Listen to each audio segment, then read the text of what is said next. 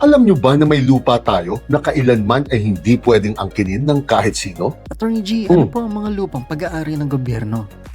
Pag-usapan natin ito. Una, kinds of public lands. Dalawang klase po ang lupang pag-aari ng gobyerno. Ang alienable and disposable public lands o yung pwedeng mailipat sa pribado at ang inalienable public lands o yung mga lupang kailanman ay hindi pwedeng maging pribado. At meron po tayong tinatawag na Regalian Doctrine para po matulungan tayo kung paano po natin malalaman kung anong klaseng lupa ito. Kaya kung wala po tayong katibayan na may nagmamay-ari talaga ng lupang ito, ang presumption po ng batas ay matic na public lands ito at pag-aari po ito ng gobyerno. At kapag wala naman pong kautusan mula sa DENR mismo na gawin ng alienable and disposable ang public lands na ito, ang presumption po ng batas ay matic na inalienable public land po ito. Kaya ang pangalawa, kinds of inalienable public lands. Tandaan po ninyo na kapag inalienable public land po ang lupa sa inyo, kailanman po ay hindi pwedeng patituluhan ang mga lupang ganito kahit gaano na po kayo katagal na nagsasaka o nakatira dito. At ito po ang mga uri ng public lands sa bansang ito. Una, forest and timberlands o yung mga kagubatan dito. Dati po ay nakakakuha pa mga Pilipino ng logging rights or concession rights dito. Ngunit ipinagbabawal na po ito. Pangalawa,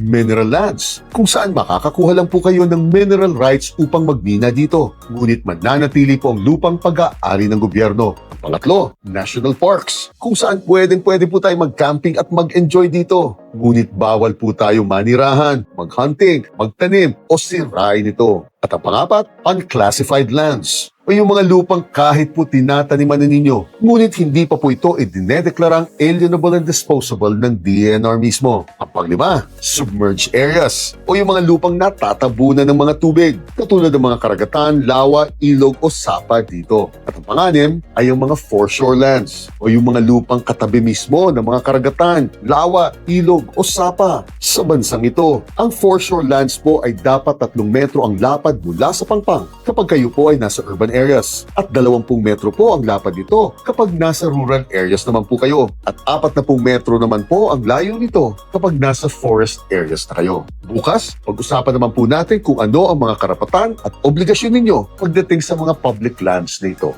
Ginen.